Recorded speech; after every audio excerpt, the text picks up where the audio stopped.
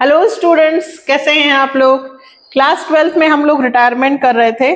24 तक हमने क्वेश्चंस कर लिए थे। आज हम लोग treatment of reserve and accumulated profit and loss, journal entries भी दी हैं 25, 26, 27, ये तीन तो हम कर ही रहे हैं। और एक 28 जो है वो थोड़ा सा अच्छा क्वेश्चन है, हट कर है, ये भी हम कोशिश करेंगे कि कम से कम इस वीडियो में हम 4 क्वेश्चंस कर लें। ठीक है, तो करें start. TS Grewal 2024-25 edition, question number 25, ये रहा आपकी स्क्रीन पर। X and Y Z are partners in a firm sharing profit losses in the ratio of 3:1. Z retired from the firm on 1st April 2024. On the date of Z retirement, following balances existed in the books of the firm: General Reserve P&L debit, Workman compensation reserve, which was no more required, Employees Provident Fund, past necessary journal entries for the adjustment. ध्यान से सुनिएगा, necessary कहा है, मतलब सारी journal entries बनानी है। तो सबसे पहले 25th नंबर के क्वेश्चन की यदि मैं बात करूं तो कितने पार्टनर हैं? X, Y और Z। इनका ओल्ड रेशियो जो है वो 3:1 है और Z रिटायर्ड हो रहा है 1st अप्रैल 2024 को। तो ये जो Z रिटायर्ड हो रहा है, पूरा साल रिटायर्ड हो रहा है 31 मार्च 2024, 31 मार्च। लास्ट दिन हमारा जनरल रिजर्व का बैलेंस था 1,80,000। जनरल रिजर्व हमारा प्रॉफिट होता है, इसका कौन सा बैलेंस होता है? Credit balance. Profit and loss debit लिखा है, ध्यान देना बेटा। P&L के आगे क्या लिखा है? डेबिट, मतलब ये लॉस है। कितना? 30,000। फिर वर्कमैन कंपनसेशन रिजर्व, ये भी हमारा प्रॉफिट है, लायबिलिटी है, credit side 24,000। Last EPF, employees provident fund, ये डिस्ट्रीब्यूट नहीं होता है। एम्प्लॉइज का PF का पैसा जो एम्प्लॉइज को मिलेगा, सबसे पहले ये ध्यान रखना, एम्प्लॉइज प्रोविडेंट फंड का आपको कुछ नहीं करना है, इसकी कोई जर्नल एंट्री नहीं बनती है। ये दोनों आपके प्रॉफिट हैं, ये दोनों लायबिलिटी साइड में लिखे जाते हैं। जो लायबिलिटी साइड में लिखे जाते हैं उनका बैलेंस होता है क्रेडिट। क्या बैलेंस होता है? क्रेडिट। तो जब आप जर्नल एंट्रीज बनाएंगे, क्या बनाएंगे? जर्नल एंट्रीज, तो ये क्रेडिट की जगह ये क्या हो जाएंगे? डेबिट। मैंने शॉर्टकट बताया आपको 3rd चैप्टर में PSR में कि जो भी जर्नल एंट्रीज बनानी हो तो बिल्कुल सिंपल तरीका है, आप सिर्फ ये देखो कि उनका बैलेंस कौन सा होता है। यदि उनका बैलेंस क्रेडिट है तो जर्नल एंट्री में वो डेबिट हो जाएंगे, और यदि उनका बैलेंस डेबिट है तो जर्नल एंट्री में वो क्रेडिट हो जाएंगे। अब रिटायरमेंट हो रहा है 1 अप्रैल को, तो 1 अप्रैल को यानी कि 31 मार्च तक ये तीनों ही फर्म में थे, तो ये जो चीजें हैं ये तीनों को ही मिलेंगी, X, Y और Z। तो क्या जर्नल एंट्री बनेगी? General reserve account debit, workman compensation reserve, पूरा लिखिएगा अकाउंट डेबिट। दोनों एक साथ ही लिख दिए मैंने, आप चाहें तो अलग अलग बना सकते हैं। अलग अलग कैसे? General reserve to XYZ, workman compensation reserve to XYZ। ये क्रेडिट बैलेंस होता है बेटा, तो जब जर्नल एंट्री बनेगी तो कहां आएंगे? डेबिट में। X कैपिटल, Y कैपिटल और Z कैपिटल। मैम तीनों को क्यों मिल रहा है? रिटायरमेंट तो सिर्फ Z का हो रहा है भाई। 31 मार्च को जब एंट्री बनेगी तो सबको ही पैसा मिलेगा। तो 1,80,000 और 24,000, 1,80 और 24, ये हुए आपके 2,04,000। 2,04,000 इंटू कौन से रेशियो में डिस्ट्रीब्यूट होंगे? ओल्ड, 3/6। तो मैं इसका 6 से डिवाइड कर दूं, 34,000 इंटू 3, 1,02,000, 34 इंटू 2 यानी कि 60,000 होगा, 68 और ये 34। ये आ गई आपकी फर्स्ट एंट्री। क्या लिखेंगे? Narration, general reserve and WCR are distributed to old partners in old ratio। जितने भी रिजर्व, या बेटा ऐसे ध्यान रखना कि जो भी लाइबिलिटी साइड में लिखा जाता है ना, P&L लाइबिलिटी साइड में, रिजर्व, IFR, WCR, उन सब के बैलेंस क्रेडिट होते हैं। जब जनरल एंट्री पास करोगे तो सब डेबिट में लिख देना, सबसे शॉर्टकट तरीका। फिर एक और किसकी बनेगी? P&L के आगे तो उन्होंने खुद ही ने लिख दिया है कि ये डेबिट है ना, तो जब जनरल एंट्री बनेगी तो ये क्या हो जाएगा? क्रेडिट।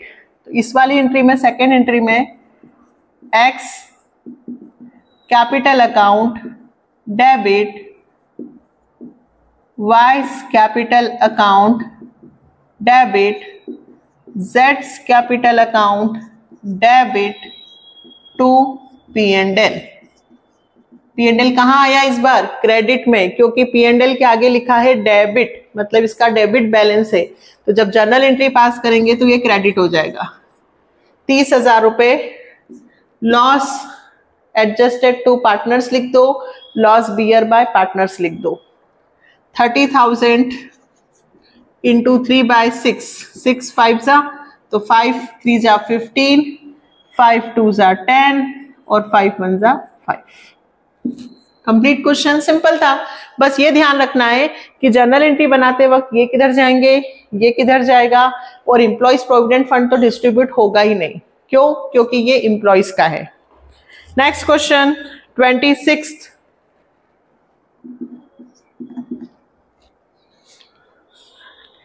फिर से, आशा, नवीन और शालिनी वर partners in a firm sharing profit 532।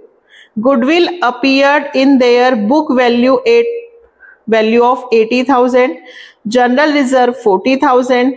Naveen decided to retire from the firm. On the date of retirement, goodwill of the firm was valued 120. New profit sharing ratio decided among Asha and Shalini 2-3. Record necessary journal entry. सबसे पहले तो एक तो general reserve है, तो general reserve to partners तो हो जाएगा। सबसे पहले बेटा देखो, goodwill appeared in their book value 80,000। Old goodwill है, एग्जिस्टिंग गुडविल है। हमेशा से सिखा रही हूं कि सबसे पहले क्वेश्चन में यदि कहीं पर भी old goodwill, exist goodwill, appeared goodwill ऐसा कुछ दिया हो तो सबसे पहले उस गुडविल को राइट ऑफ यानी कि खत्म कर देना। कौन खत्म कर देगा? आशा, नवीन और शालिनी। गुडविल असेट्स होती है, असेट्स का कौन सा बैलेंस होता है? डेबिट। तो जनरल एंट्री बनाते वक्त गुडविल क्या हो जाएगी? क्रेडिट। तो पहली एंट्री क्या बनेगी? आशा कैपिटल अकाउंट डेबिट। अब मैं सब लिख नहीं रही हूं, डायरेक्ट जर्नल एंट्रीज बना रही हूं। नवीन कैपिटल अकाउंट डेबिट और Shalini capital account debit to कौन सी गुडविल? जो अपीयर्ड है। कितने रुपए? 80,000। किसमें डिस्ट्रीब्यूट होगी? 5-3-2। इनका रेशियो कितना है? ओल्ड। 5-3-2। 5/10, 0 से 0 कैंसल हो जाएगा। 8 5 जा 40, बांटो 40,000। 8 3 जा 24 और 8 2 जा 16। क्या लिखेंगे narration? Old goodwill is right of. Second question में आपको जनरल रिजर्व दिया है 40,000 का, तो जनरल रिजर्व डिस्ट्रीब्यूट करिए। यहां पे भी डिस्ट्रीब्यूट किया था तो यहां पे भी डिस्ट्रीब्यूट कर दो। फिर से एंट्री क्या बनाओगे, general reserve account debit to Asha capital account to Naveen's capital account to Shalini's capital account. कितने जनरल रिजर्व के 40,000। General reserve distributed to old partners in old ratio 40,000 into 5/10, 4 5s are 20, 4 3s are 12, 4 2s are 8। ऐसे कैसे बोल रही हूं मैं, देखो 40,000 into 5/10, तो 0 से 0 कैंसिल हो गया, मतलब 4, तो 4 5 जा, 4 3 जा, 4 2 जा, है ना। चलिए गुडविल राइट ऑफ हो गया, जनरल रिजर्व डिस्ट्रीब्यूट हो गया। अब ध्यान रखना थर्ड फोर्थ और फिफ्थ सिक्स कभी भी रिजर्व डिस्ट्रीब्यूट करने हो रिजर्व टू पार्टनर्स। अब जो बात आती है कि रिटायरमेंट हुआ है नवीन का, किसका रिटायरमेंट हो गया है, नवीन का। आशा, नवीन और शालिनी, ये आशा है, ये नवीन है और ये शालिनी है। अब ध्यान से सुन लीजिए, नवीन रिटायर्ड हुआ है। जब रिटायरमेंट होता है और उस वक्त गुडविल की वैल्यूएशन होती है तो उस वैल्यू के लिए हम एडजस्टमेंट एंट्री क्या बनाते हैं, गेनर टू सैक्रिफाइसर। सारे क्वेश्चंस किए अभी अपन ने। यहां पे नेसेसरी एंट्री बोलेगा तो रिजर्व और ये सब तो आप डिस्ट्रीब्यूट कर दोगे, लेकिन रिटायरमेंट के वक्त की यदि बात कर रहा है, किसकी बात कर रहा है बेटा, रिटायरमेंट के वक्त फर्म की गुडविल की वैल्यूएशन की बात कर रहा है, तो ध्यान से सुन लेना, वहां पर ओल्ड रेशियो से काम नहीं चलेगा, वहां पे न्यू रेशियो भी लिखना। किसका, आशा और शालिनी। कितना है, 2:3। और फिर पहले गेनिंग रेशियो निकालना, न्यू माइनस ओल्ड, आशा और शालिनी। आशा का 2/5 है बेटा, शालिनी का 3/5, माइनस आशा माइनस करना 5/10 और शालिनी में माइनस करना 2/10। याद है ना, ये किसके लिए बना रहे हैं, at the time of Naveen's retirement, उस वक्त फर्म की गुडविल, किसकी गुडविल कितनी थी, 1,20,000। वो कौन सी गुडविल थी, वो तो पुरानी थी, जब वो हमने राइट ऑफ कर दी। ये रिटायरमेंट के वक्त की गुडविल है जो गेनर टू सैक्रिफाइसर, मतलब नवीन कितना ले जाएगा, तो पहले अपन नवीन के हिस्से की गुडविल निकालेंगे।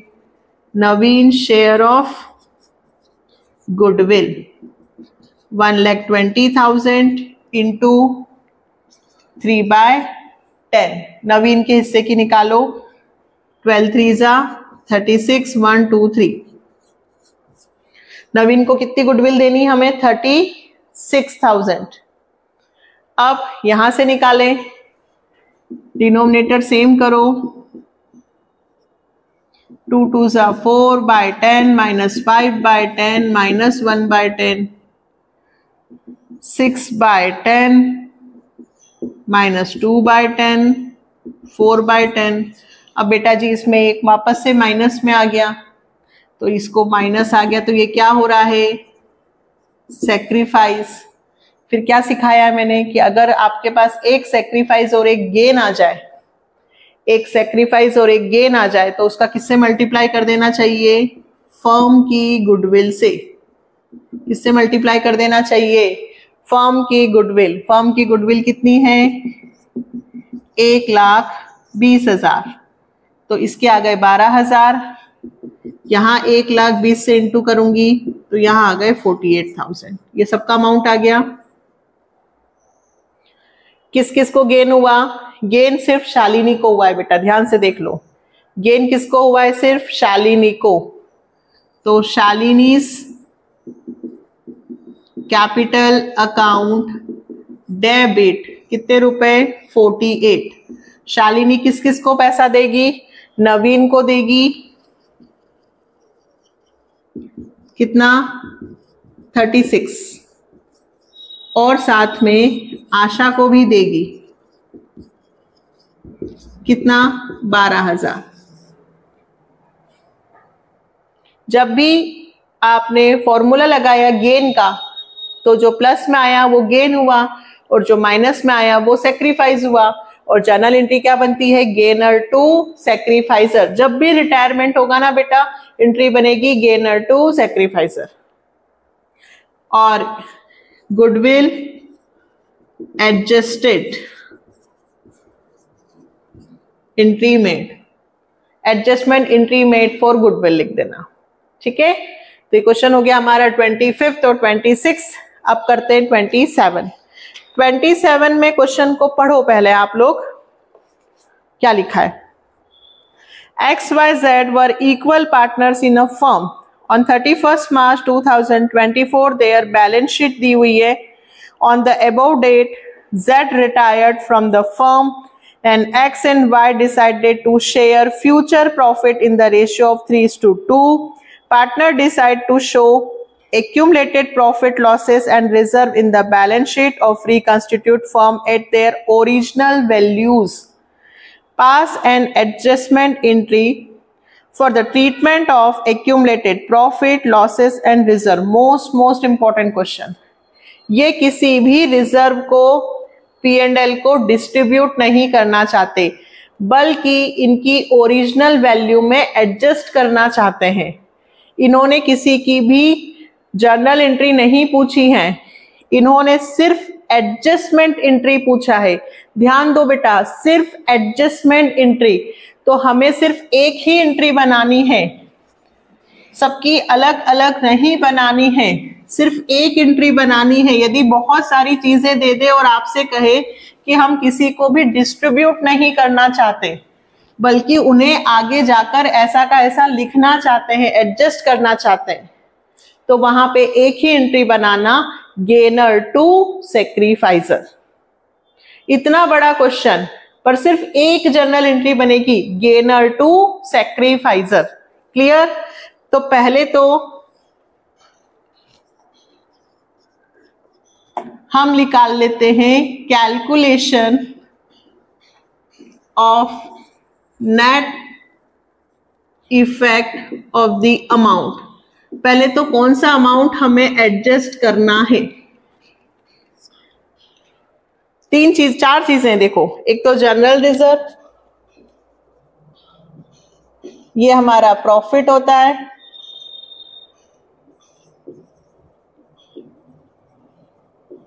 वर्कमैन कंपनसेशन रिजर्व,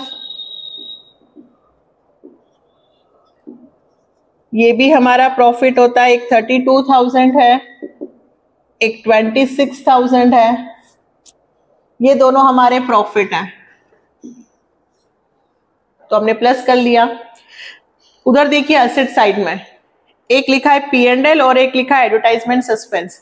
जो बेटा एसेट साइड में लिखे होते हैं वो लॉस होते हैं, लाइबिलिटी साइड में जितने भी होते हैं वो प्रॉफिट, और एसेट साइड में जितने भी होंगे वो लॉस। तो हम क्या करेंगे? लेस P&L, क्योंकि इसका डेबिट बैलेंस है, लॉस है, और एडवर्टाइजमेंट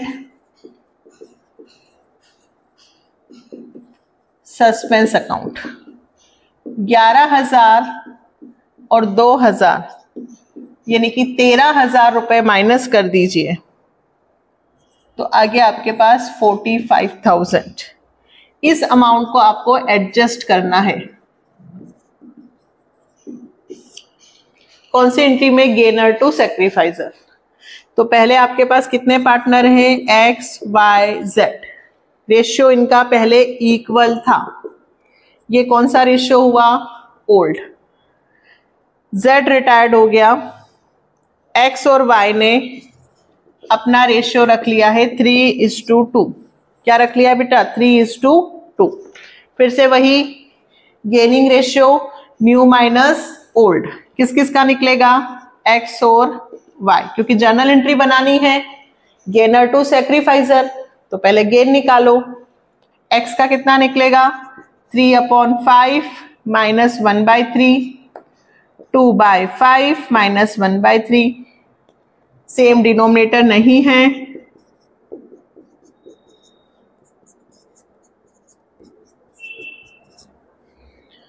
नाइन बाई 15, 5/15, 6/15, 5/15, 9 में से 5 गया 4, 1। दोनों को ही गेन हुआ है X और Y। ठीक है, अब क्या करना है मुझे? कुछ नहीं करना है। ये जो एडजस्टमेंट अमाउंट है इसका सबसे या तो मल्टीप्लाई कर दो, सबसे कर दो, या तो एक काम करो इससे कर दोगे और इससे भी कर दो। 15 3 जा 3 4 जा 12, 15 3 जा 3 1 जा 3, और Z, तो Z का कितना है? 1/3, तो यानी कि 15,000। सबसे शेयर से मल्टीप्लाई कर दिया तो भी वही आएगा, और यदि 15,000 को 4:1 में गेनिंग रेशियो में बांटोगे तो भी यही आएगा। जनरल एंट्री क्या बनेगी? किस किस को? X capital account debit, Y's capital account debit to, क्या नाम लिखूंगी बेटा? Z's capital. Z को कितने मिल रहे हैं? 15,000। X कितने देगा? 12, और ये कितने देगा? 3। Adjustment entry made. इसका मतलब ये है कि Z के रिटायरमेंट के होने के बाद भी general reserve, WCR, P&L, advertisement suspense सब आगे की बैलेंस शीट में एज इट इज लिखे जाएंगे, क्योंकि हमने उनको किसी को भी डिस्ट्रीब्यूट नहीं किया है। तो हम डिस्ट्रीब्यूट नहीं कर रहे हैं, इसलिए हमने प्लस माइनस करके उसके अमाउंट को एडजस्ट करके Z को पकड़ा दिया कि भाई आप इतना ले लो पैसा, हम अभी डिस्ट्रीब्यूट नहीं कर रहे हैं। बात समझ में आई? तो जब भी एडजस्टमेंट एंट्री बोले तो सारे प्रॉफिट लॉस प्लस माइनस करके उससे सिर्फ एक जर्नल एंट्री बनाना। अभी काम खत्म नहीं हुआ है। 28 अच्छा क्वेश्चन है, इंपॉर्टेंट है, इसको और कंप्लीट करेंगे क्योंकि फिर 29 से हमारे revaluation, partners capital, balance sheet चलेंगे। तो हम इसमें एक और अभी फिनिश करते हैं 28।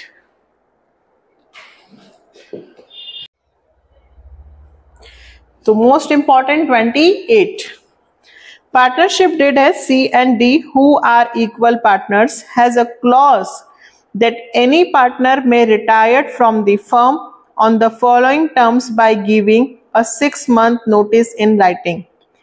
The retiring partner shall be paid amount standing to the credit of his capital and current account, his share of profit to the date of retirement, calculated on the basis of the average profit of the 3 preceding completed years, half the amount of goodwill of the firm, calculate at 1.5 times the average profit of the 3 preceding completed years. C gave a notice on 31st March 2023 to retired on 30 September 2023 when the balance of his capital account was 6,000 and his current account debit 500 और profit 3 साल का आपको दे रखा है। Determine the amount due to C as per the partnership agreement. कुछ भी confuse होने की जरूरत नहीं है, ये सारे क्वेश्चंस आगे डेथ पैटर्न के दिए हुए हैं। यहाँ पे सबसे पहले हम एक एक चीज देखते हैं।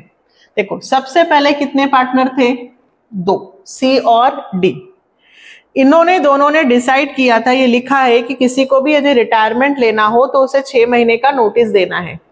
तो यहाँ पे C ने रिटायरमेंट के लिए नोटिस दिया है कि वो 31 मार्च को दे दिया कि मैं 30 सितंबर को रिटायरमेंट लूंगा 6 महीने बाद। तो जब वो 6 महीने बाद रिटायरमेंट लेगा तो उसको प्रॉफिट और गुडविल में शेयर मिलेगा, है ना। 2 पॉइंट लिखे आपके, एक तो कैपिटल जो उसकी है वो मिलेगी, करंट अकाउंट का उसका बैलेंस, यानी कि यहाँ पे कैपिटल जो है वो फिक्स्ड है। तो मुझे सबसे पहले उसके रिटायरमेंट तक का, इनका रेशियो कैसा है बेटा, इक्वल। सबसे पहले मुझे उसके रिटायरमेंट तक का प्रॉफिट देना है। तो प्रॉफिट के लिए उन्होंने कहा कि आप एवरेज प्रॉफिट लीजिए 3 इयर्स का। क्यों? क्योंकि 30 सितंबर को जब मुझे उसको पे करना है तो अभी 30 सितंबर तक का प्रॉफिट तो मेरे पास नहीं है, तो मैं लास्ट 3 साल का एवरेज को बेस मानकर आपको प्रॉफिट देना है। तो 3 साल का प्रॉफिट, तो मैं एवरेज प्रॉफिट निकालती हूं 2800, 2201 और 1600 डिवाइडेड बाय 3। अब ये 1 रुपए जो है इसको तो आप कंसिडर मत करना, 2800 प्लस 2201 और 1600 डिवाइडेड बाय 3। तो मैं 1 रुपए को कंसिडर नहीं कर रही हूं, मैं 2200 लिख रही हूं क्योंकि 0.33 आ रहा है, तो इससे मतलब नहीं है। एवरेज प्रॉफिट कितना आया, 2200। मुझे किसको पैसे देने हैं, सी को। तो सीज शेयर ऑफ प्रॉफिट, 2200 में से सी को हाफ मिलेगा, बट कितने महीने का, 6 मंथ का। 1 अप्रैल से वो रिटायरमेंट लेगा 30 सितंबर को। रिटायरमेंट कब होगा, 30 सितंबर को। तो ईयर के बीच में रिटायरमेंट ले रहा है, 6 महीने का नोटिस पीरियड देने के बाद, तो हमें उसे कितने महीने का प्रॉफिट देना है, सिर्फ 6 मंथ का। और जब ये प्रॉफिट दिया जाएगा तो ये लिखा जाएगा P&L सस्पेंस। क्यों? क्योंकि पूरा साल कंप्लीट नहीं हुआ है, बीच सेशन में वो रिटायर्ड हो रहा है, तो हमारे पास अभी एक्चुअल प्रॉफिट नहीं है। हमने 3 साल के एवरेज को माना है, तो हम ये प्रॉफिट P&L सस्पेंस के नाम से उसे देंगे। P&L suspense account debit to C's current account. Current क्यों?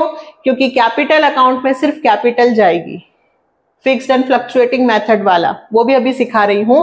फिलहाल इसका अमाउंट निकालें, कितना आएगा, 6 1 जा 6 2 जा 2200 डिवाइडेड 4, 550 रुपए, 550। ये तो मुझे सी को प्रॉफिट देना है। अब गुडविल देनी है। Goodwill 1.5 times of average profit of 3 years बोला है, तो 1.5 टाइम्स को मैं 1.5 लिख सकती हूँ। 3 साल का एवरेज मैंने ऑलरेडी निकाल रखा है, 2200 रुपए, 2200, तो 2200 इंटू 1.5, तो गुडविल आई 3300। पर ये गुडविल फर्म की है, मुझे सी को देना है, तो सी इज गुडविल 3300 इंटू हाफ, 1650। तक क्लियर है बेटा? ये सब आप डेथ में पढ़ेंगे इस तरह के क्वेश्चंस। ये मुझे प्रॉफिट देना है सी को, ये मुझे गुडविल देना है। अब पहले कैपिटल और करंट अकाउंट, तो पहले कौन सा अकाउंट बनेगा, सीज करंट अकाउंट। पहले कौन सा बनेगा, सीज करंट अकाउंट। अभी डेट पर्टिकुलर अमाउंट तो नहीं, डेट सिर्फ इतना लिख देती हूं मैं, सीज करंट अकाउंट। तो सबसे पहले सी का कौन सा, करंट अकाउंट का कौन सा बैलेंस दिया है वो देखो। आपके पास 2 बैलेंस है, कैपिटल का और एक करंट अकाउंट का। करंट अकाउंट का डेबिट बैलेंस बोला है, तो to balance BD, current account का कौन सा बैलेंस बोला है? डेबिट। कितने रुपए? 500। और आपको उसको क्या देना है? प्रॉफिट। क्या एंट्री बनेगी? P&L suspense to C's current account. तो सीज करंट क्रेडिट में है बाय P&L सस्पेंस। कितने रुपए? 550। फिर गुडविल देना है। कौन गुडविल देगा? क्या जर्नल एंट्री बनेगी? D's current to C's current. Current क्यों? क्योंकि कैपिटल फिक्स्ड है। तो भाई सीज करंट, तो यहां लिखूंगी बाय डीज करंट अकाउंट 1650। करंट अकाउंट बनाया, करंट अकाउंट का बैलेंस लिखा। करंट अकाउंट उसको दो चीजें देनी है, और वैसे भी आपको पता है कि जब अपन करंट कैपिटल अकाउंट बनाते हैं, by balance BD, by interest, by general reserve, by WCR, by P&L, सारी चीज क्रेडिट में ही मिलती है। डेबिट में तो सिर्फ क्या आता है? ड्रॉइंग या लॉस। तो कितना हुआ? 2200, जिसमें से 500 माइनस हुए। ये जो बैलेंस आएगा 1700 कहां जाएगा? Balance transfer to partners capital account. किसके पार्टनर्स कैपिटल अकाउंट में? सी के। किसके कैपिटल अकाउंट में जाएगा? C's capital account.